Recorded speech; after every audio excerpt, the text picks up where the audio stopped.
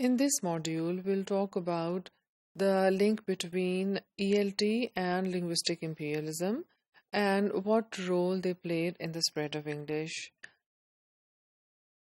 Given the fact that ELT methodology is based on more on non-native context than native context, we see that there is a contradiction between linguistic imperialism and the spread of English. In this way, if we look at the spread of English as an outcome of the efforts of non-native English speaking people, that is teachers. Linguistic imperialism is based on the notion that the spread of English is a result of the one-sided efforts of native English speaking people. And they have tried to exert some hegemonic kind of influence on non-native English speakers through their language. So, linguistic imperialism is based on the notion that native English speaking people try to impose their ideology, culture, etc. through English language on the speakers of other languages and impose their own language on the speakers of the other languages. But here we see that English is taught and still being taught by people, by teachers who are not native English speakers but non-native English speakers. So we see that there's this contradiction between the concept of linguistic imperialism and the actual spread of English.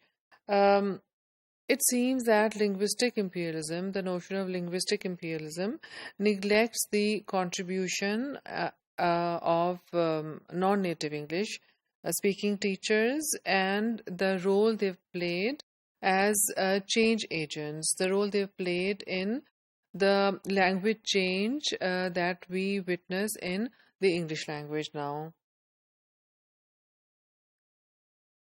Based on all these facts, it seems that we need to acknowledge the role of non-native English speaking teachers in the spread of English, and we need to reclaim the contributions of these teachers in the within history of English. If you look at the historical context of spread of English, we see their extremely significant role, and we need to acknowledge this role instead of neglecting it, as many scholars who ascribe to this notion of linguistic imperialism do. But we need to acknowledge this role. Linked with this idea of linguistic imperialism are also certain misconceptions about non-native teachers. One of these misconceptions is that non-native English teachers are always ready to accept the methodology produced in the UK and US, which means that they do not question this methodology, which may be completely irrelevant to their own context, and they're always ready to accept these methodologies which are produced in the UK or US.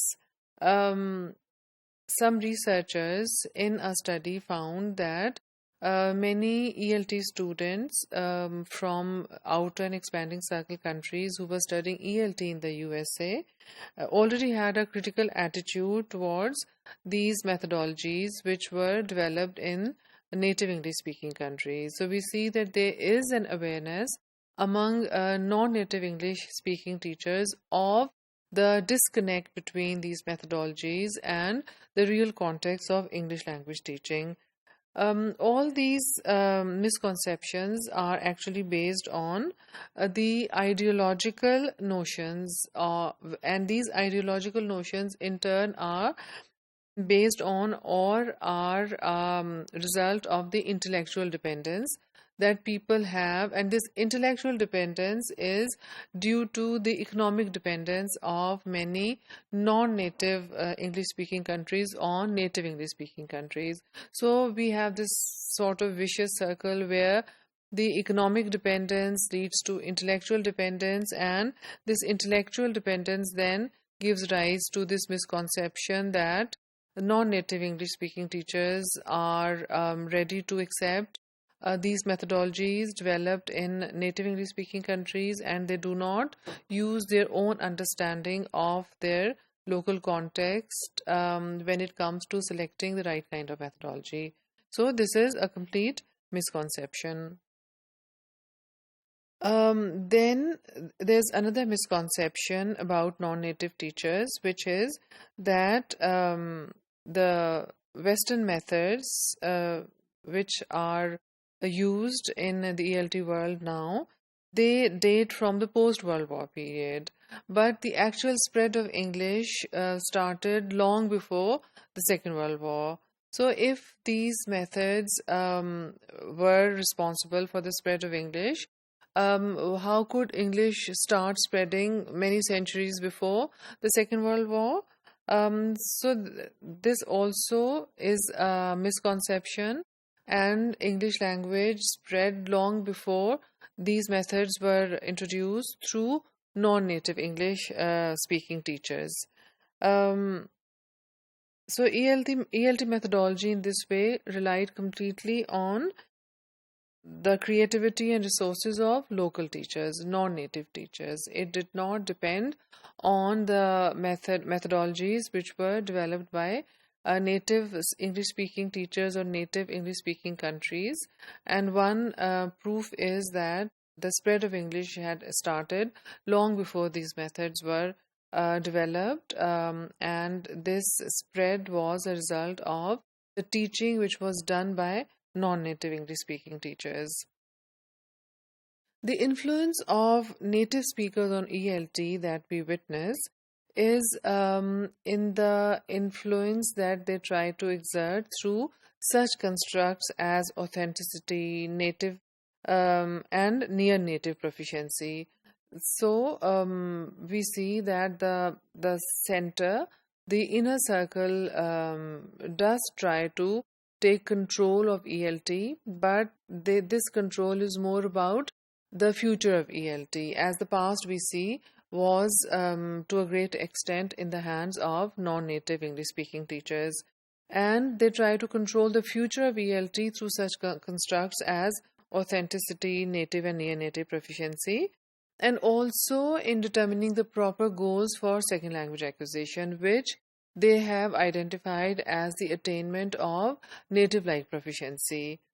Similarly, the notion of the ideal teacher comprising only native speakers is also an effort by the inner circle to control the ELT profession. The notion that only native speakers can work as the ideal English language teachers. So all these efforts and these assumptions that inner circle people have, and which we believe are the attempts to control the ELT profession, are like challenges to the authority of the non-mother tongue English-speaking teachers. They, of course, through these strategies or through these constructs and notions, try to challenge the authority of the non-native English-speaking teachers, and they are likely to undermine the role of non-native teachers in the spread of English. So we, as the learners and teachers of English in the outer and expanding circle, have to be careful, and we do not have to come under the influence of these attempts of the inner circle to control the ELT profession, but we have to assert our own ourselves, and we have to be more understanding when it comes to the selection of methodologies and teaching professionals for teaching English in the outer and expanding circles.